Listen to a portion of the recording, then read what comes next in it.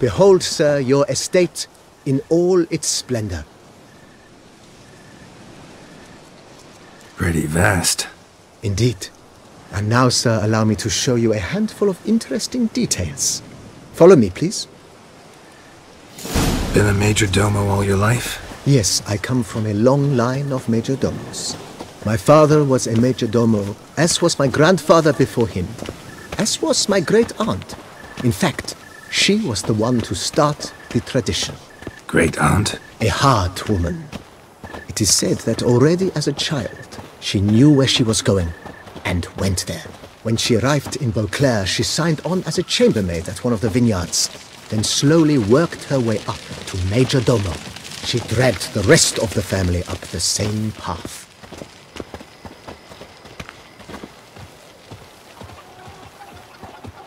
The servants' quarters. I occupy the green home. With the Duchess's permission, I have hired a full staff. Their salaries to be paid from the ducal treasury. Nice of her. Not the most sightly part of the estate, I admit. But I think it worthwhile for you as master of the domain to know where the help stays.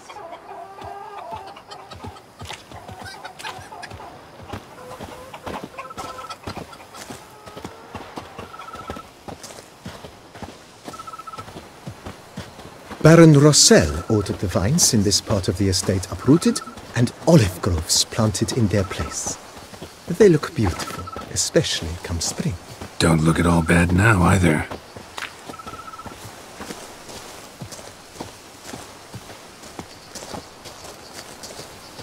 Down below lies your vineyard, where we grow a strain of Carfanere, one of the world's oldest. Aged in oak barrels, it provides for an exquisite wine with distinct blackberry, wild cherry, plum, and cinnamon notes. Marvelous. Have to try it one of these days.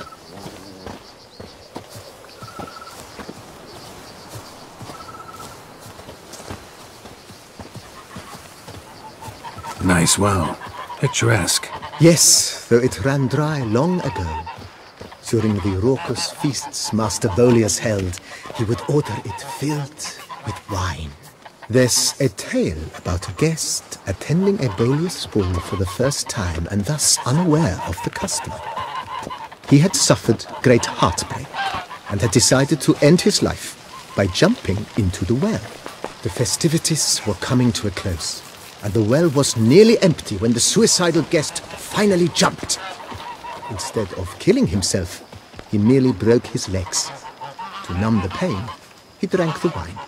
Drank himself to death? Not at all.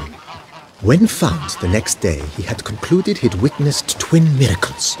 The water had been changed into wine, and he had survived. He retired to a monastery in the Dragon Mountains and began preaching the wisdoms of Lebioda.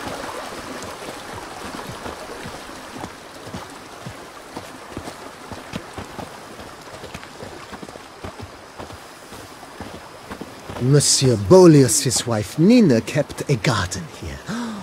A supremely lovely place it was. Bit neglected now. I agree. Yet nothing stands in the way of restoring it to its former glory, and once again planting it with herbs and other vegetation.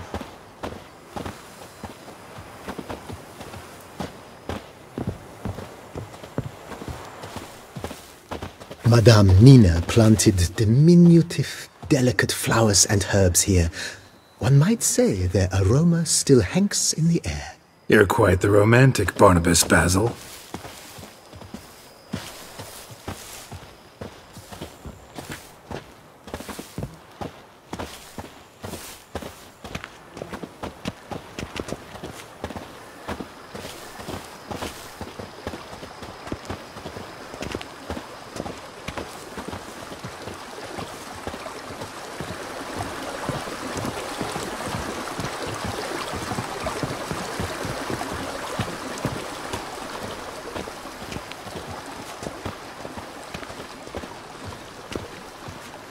This served as an additional wine cellar in years of plentiful harvests.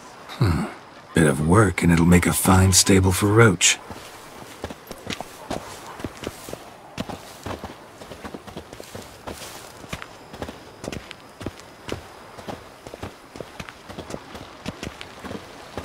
The cellars, voila.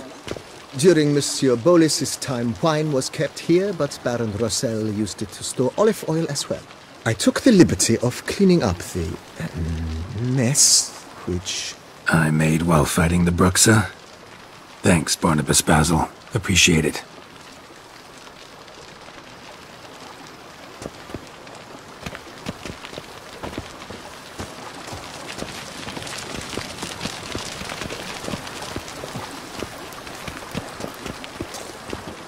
As you can see, the facade is, how to put it, slightly stained. But one cannot deny it, a certain subtle southern charm. True, though it could use a bit of subtle paint.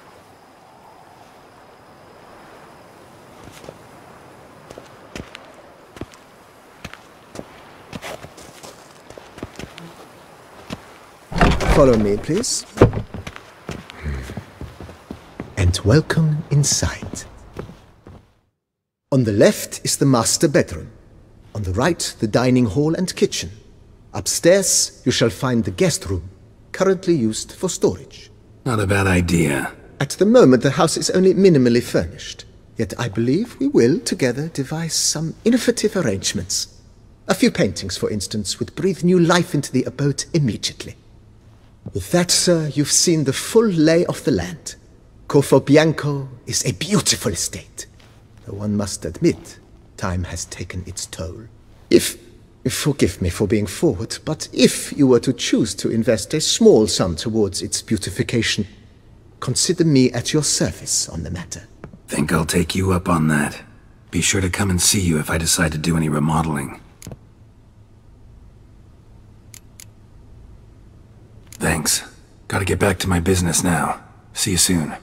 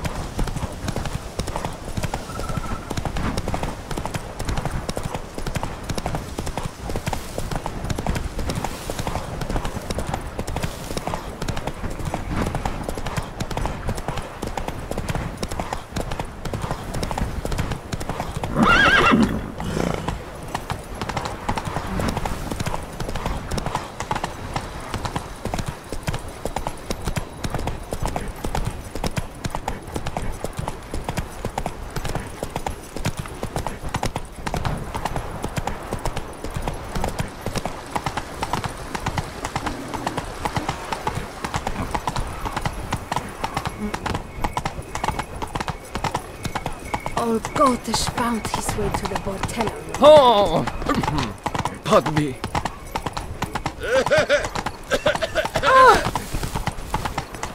Oh!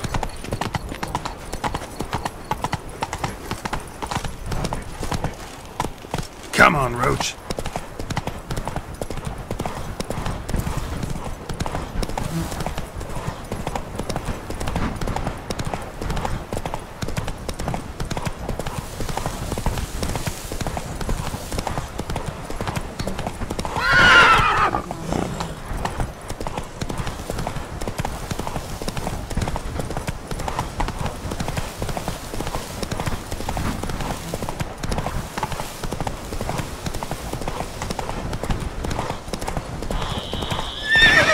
Take it easy.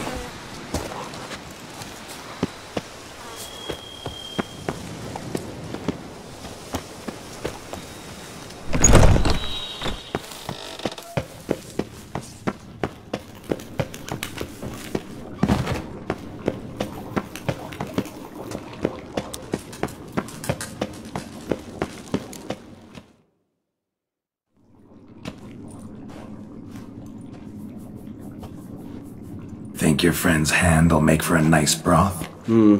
You've clearly honed your sense of humor. But we are not cannibals, Geralt. I took a fragment of tissue from the hand. It will suffice to prepare some resonance.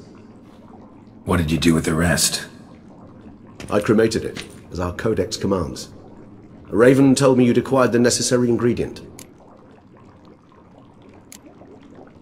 Pretty helpful creatures. Calling them often? I try not to overdo it, but they can be so useful, as they were now, when I merely needed to be sure I could arrive in time should things go sour. Managed fine alone, but thanks for the thought. Gonna need much longer to finish brewing resonance? Mentioned a last ingredient, too.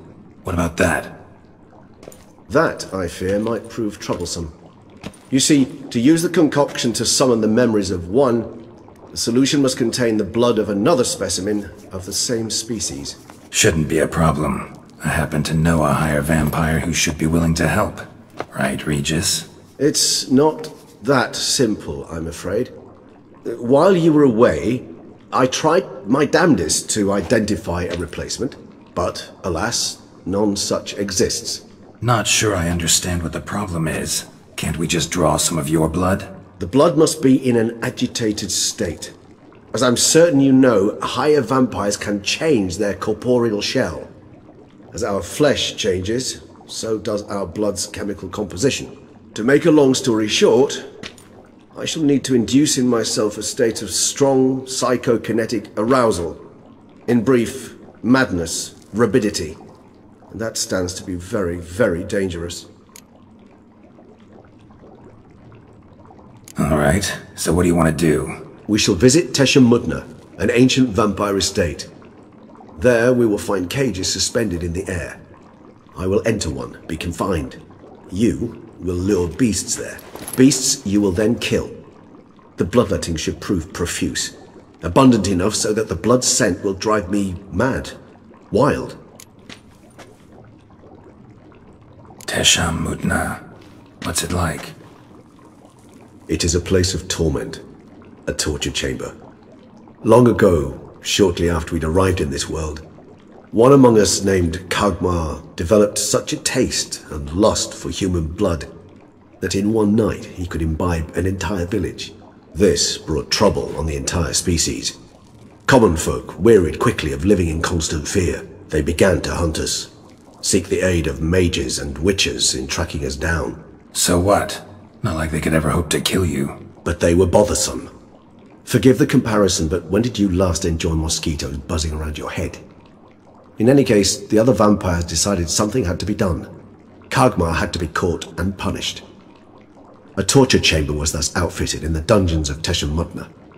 Inside it, a cage made entirely of a special alloy of silver, dalvinite, and meteorite steel. Kagmar was captured and locked in the cage. Sat there over 2 centuries, driven to fury time after time, never able to escape. Thus I know the cage will withstand the fury to which we shall drive my humble being. See no reason to dawdle. Teshamudna. Take me there. In a moment. Just one last thing.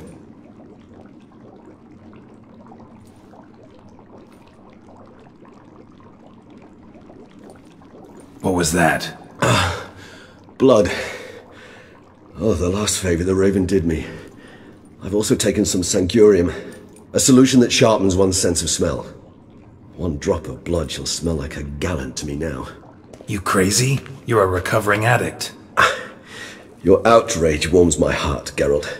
But you must remain calm. I have no choice.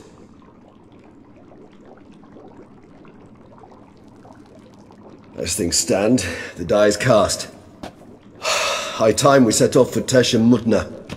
My head's spinning already, and you're starting to smell quite tasty. And you're starting to scare me. I'm walking alone, the streets are empty.